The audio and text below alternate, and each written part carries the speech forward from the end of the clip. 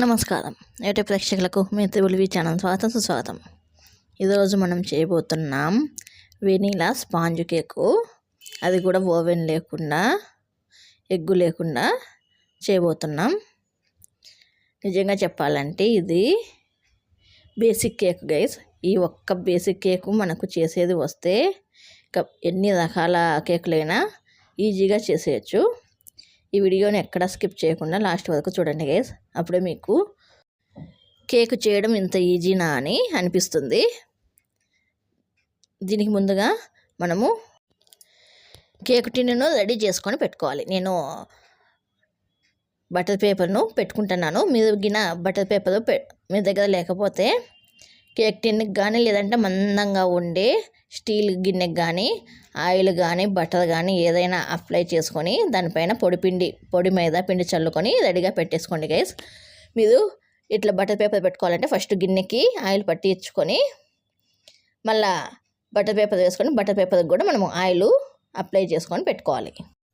ఇప్పుడు ఒక బౌల్ తీసుకొని దాంట్లోకి జల్లెడ పెట్టేసుకొని ఒక cup maida, 1 teaspoon baking powder, 1/2 teaspoon baking soda, అలాగే రుచికి తగ్గట్టుగా కొంచెం సాల్టు, ఇవన్నీ వేసుకొని బాగా జల్లించుకోవాలి. ఇలా పిండిని జల్లించుకోవడం వల్ల పిండిలో ఎక్కడన్నా ఉంటలు ఫామ్ అయినా కూడా అవన్నీ లేకుండా స్మూత్గా పిండి వస్తుంది. ఇలా జల్లించుకున్న తర్వాత ఈ బౌల్ని పక్కన పెట్టేసుకుందాం. ఇంకొక బౌల్ తీసుకొని దాంట్లోకి 1 కప్పు నేను షుగర్ పౌడర్ వేసుకుంటున్నాను. షుగర్ కరగడానికి టైం పడుతుంది కాబట్టి షుగర్ పౌడర్ మనం తీసుకున్నాము. మీరు షుగర్ వేసుకోవాలనుకుంటే గిన 1/2 కప్పు షుగర్ వేసుకోండి సరిపోతుంది. ఈ షుగర్ పౌడర్ వేసుకున్న తర్వాత దీంట్లోకి 1/4 కప్పు నూనె వేసుకోవాలి. వేరుశనగ నూనె, నువ్వుల నూనె ఇలాంటివి ఫ్లేవర్ ఉండేటివి కాకుండా ఫ్లేవర్లెస్ సన్ఫ్లవర్ ఆయిల్ తీసుకోండి గైస్. అలాగే దీంట్లోకి 1/2 కప్పు గట్టి పెరుగు వేసుకోండి. మనం ఎంత షుగర్ వేసుకున్నామో అంత పెరుగు తీసుకోవాలి. మనము షుగర్ పౌడర్ కదా 1 కప్పు తీసుకోలేదు, షుగర్ అయితే 1/2 కప్పే కాబట్టి షుగర్తోనే మనము ఇది కొలత తీసుకోవాలి. మీరు ఏ కప్పు కొలతతో అయితే పిండి తీసుకుంటున్నారో అదే కప్పుతోనే అన్నీ తీసుకోండి గైస్. అప్పుడే మనకు పర్ఫెక్ట్గా కేక్ అనేది వస్తుంది. ఇప్పుడు మనము అచ్చం ఓవెన్లో చేసుకున్నట్లుగా కేక్ రావడానికి ఒక కుక్కర్ తీసుకొని దాంట్లోకి 2 ఇంచుల మందం మేని స్టాండ్ వేసుకొని దాంట్లో స్టాండ్ పెట్టుకొని లో ఫ్లేమ్లో ప్రీహీట్ చేసుకోవాలి.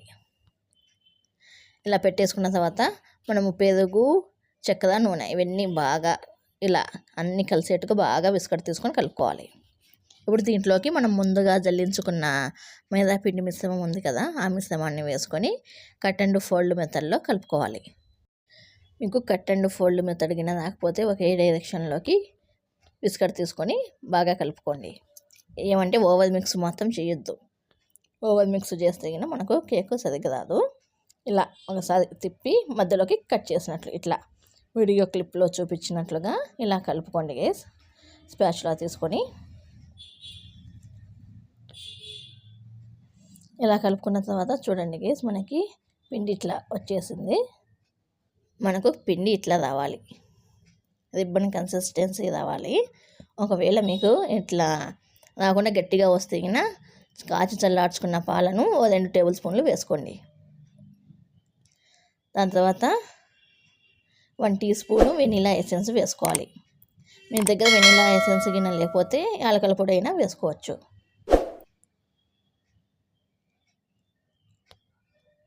ఇలా వెనీలా ఎసెన్స్ వేసుకోవడం వల్ల మనకి పిండి స్మెల్ రావడం కానీ చక్కెర స్మెల్ కూడా తెలియకుండా ఉంటుంది. అందుకు మనము వెనీలా ఎసెన్స్ వేస్తాము. అదే కాకుండా దాని ఫ్లేవర్ కూడా బాగా వస్తుంది. వెనీలా ఎసెన్స్ ఫ్లేవర్ యాడ్ అయ్యి మనకు కేక్ చాలా టేస్ట్గా ఉంటుంది. తర్వాత మనం ముందుగా రెడీ చేసుకున్న కేక్ టిన్నులోకి ఈ కలుపుకున్న కేక్ మిశ్రమాన్ని అంతా వేసుకొని 2 సార్లు ట్యాప్ చేసుకోవాలి. ఇలా ఈ కేక్ మోల్డ్ను ట్యాప్ చేసుకొని మనం ముందుగా ప్రీహీట్ చేసుకున్న కుక్కర్లోకి పెట్టేసుకోవాలి. కుక్కర్లోకి పెట్టేసుకొని టూత్ పిక్ క్లీన్గా వచ్చేంత వరకు మనం బేక్ చేసుకోవాలి. ఇంకా మీకు ఈజీగా చెప్తున్నాను చూడండి గైస్. 1/2 అవర్ తర్వాత చూడండి మీరు టూత్ పిక్ క్లీన్గా వస్తుందో లేదో. రాకపోతే గిన ఇంకొక 10 నిమిషాలు పెట్టేసుకోండి. చూడండి గైస్, నేను 1/2 అవర్ తర్వాత చూస్తున్నాను. చూడండి గైస్, మనకు పైన అర్థమవుతుంది, పచ్చి పచ్చిగా ఉంది, కాలేదు. కేక్ అయితే బేక్ కాలేదు ఇంకా. చూడండి గైస్, నేను టూత్పిక్తో కూడా చూపిస్తున్నాను మీకు. మనకి ఇంకా కేకు బేక్ కాలేదు, ఇంకొక 10 నిమిషాలు పెట్టేసుకుందాము. ఇలా మళ్ళీ 10 నిమిషాల తర్వాత చూపిస్తున్నాను చూడండి గైస్. ఇప్పుడు నేను చాకుతో చూపిస్తున్నాను. చాకుతో కూర్చొని చూస్తే చూడండి గైస్, మనకి దీనికి టిన్నుకు మొత్తం చుట్టూ ఎర్రగా అయిపోయింది, కాబట్టి మనకు కేక్ పూర్తిగా బేక్ అయిపోయింది.